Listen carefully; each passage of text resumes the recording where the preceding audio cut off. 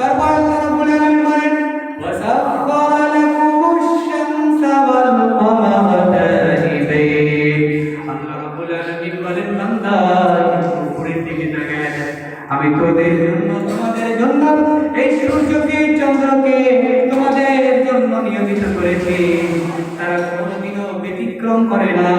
সূর্য যে সময় উঠা লাগে সেই সময় উঠে, চন্দ্র যে সময় উঠা লাগে সেই সময় উঠে। বলেন তো উঠে না? একটু কথা বলে উঠে না?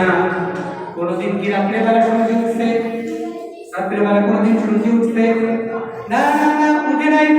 আল্লাহ রাব্বুল আলামিন বলে অপরিবর্তনীয়ভাবে তারা চলাফেরা করে তাদের কক্ষপথে। আমি আল্লাহ রাব্বুল আলামিন তোমাদের জন্য নিয়মিত করলাম সূর্য চন্দ্র সূর্য।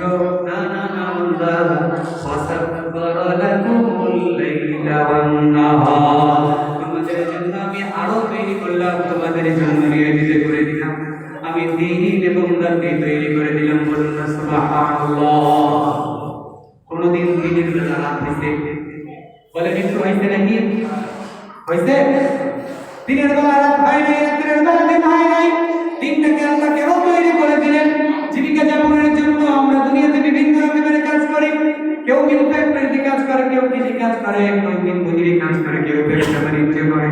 সারাদিন ক্লান্ত হয়ে যখন বাসায় ফিরে যায়, রাত্রি এমন আমি তৈরি করে দিলাম, রাত্রিবেলা যখন তুমি ঘুমিয়ে যাবা, তোমার শরীর থেকে পরিপূর্ণ চার্জ দিয়ে, তোমার পরিপূর্ণ সুস্থতা দিয়ে আবার তোমাকে আমি সকালবেলা ঘুম থেকে তুলে দিই। বলুন না সুবহানাল্লাহ।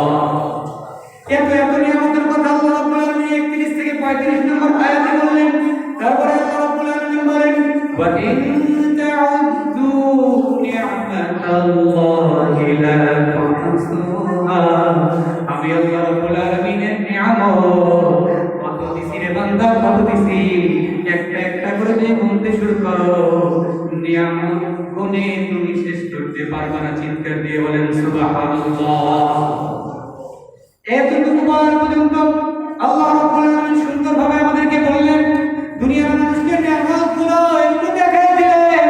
তারপর আল্লাহ রাব্বুল আলামিন বলেন ইন্নাল ইনসানা লাযালুমুন কাফার। আল্লাহ রাব্বুল আলামিন এখানে বড় একটা কঠিন কথা বলেছেন। গভীর মনোযোগ দিয়ে শুনে চাই। কোরআন থেকে কথা বলছি।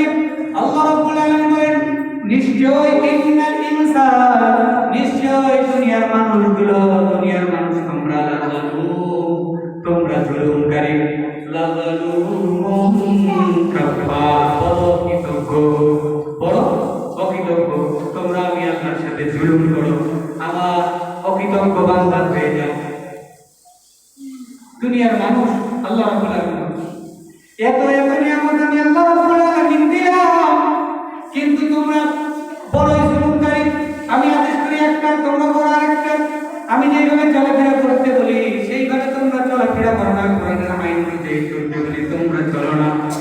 তোমরা শয়তানের দেখানো পথ চলো, তোমরা তোমাদের উপর জুলুম করো, আমার আদেশের সীমা লঙ্ঘন করো। তোমরা হলো জুলুমকারী। ইন্নাল ইনসানা লাযালুমুন কাফার। আর বড়ই অকৃতজ্ঞ তোমরা। আমরা কেমন অকৃতজ্ঞ একটু তাকায় দেখেন। দুনিয়ার মানুষ কেউ যখন কৃষক, সে কৃষিকাজ করে, সে আল্লাহর উপর অকৃতজ্ঞ হয়ে যায় যে আমি যদি একটু ধনী হইতে পারতাম, একটু ধনীর দিকে যদি আপনি তাকান, ধনী বলবে আমি মহল্লার সবচেয়ে বড় ধনী বান্দা হইতে পারতাম। আবার ওই ধনী বান্দা চিন্তা করে আমি এই মহল্লার বড় ধনী, কিন্তু আমি যদি ঢাকা শহরের বড় বড় ধনী বান্দা হইতাম।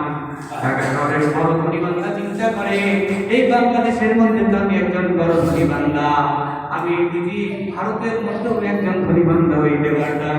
ভারতের একজন ধনী বান্দার দিকে তাকায় দেখে ভারতের ধনীরাও চিন্তা করে আমি যদি সিঙ্গাপুরের ধনী হইতে পারতাম। সিঙ্গাপুরের ধনীরা চিন্তা করে ইউরোপ আমেরিকার যদি বড় ধনী হইতে পারতাম।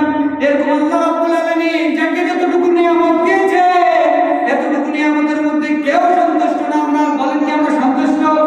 এই জন্য আল্লাহ রাব্বুল আলামিন বলেন লাযালুমুন কাফার, বড়ই অকৃতজ্ঞ মানুষ, বড়ই অকৃতজ্ঞ। এত নিয়ামত আমি দিলাম, কিন্তু মানুষ তোমরা বড় অকৃতজ্ঞ। এই জন্য আল্লাহ রাব্বুল আলামিনের শুকরিয়া আদায় করার দরকার আছে না নাই? যে যে অবস্থায় থাকি সেই অবস্থা থেকে একটু নিচের দিকে তাকাইতে হবে যে আল্লাহ রাব্বুল আলামিন আমাকে তো তিন বেলা সুন্দরভাবে খাবার দিতেছে, কিন্তু একটু যদি আপনি তাকায় দেখেন ভিক্ষুক অসহায় দরিদ্র মানুষ স্টেশনের রেল লাইনে যারা শুয়ে থাকে তিন বেলা ঠিক মতো খাবারও পায় না, বলেন আছে না নাই? কিন্তু আপনি তিন বেলা খাবার করে আল্লাহর উপর যদি কিন্তু অকৃতজ্ঞ হয়ে যায়, কৃতজ্ঞ না হয়ে আপনার আমার জন্য ওই যে ইন্না আযাবি লাশাদীদ ইব্রাহিমের সূরা ইব্রাহিমের প্রথমের দিকে যে বললেন আমি আল্লাহর বড় আযাব বড় কঠিন, যদি আল্লাহর অকৃতজ্ঞ হয়ে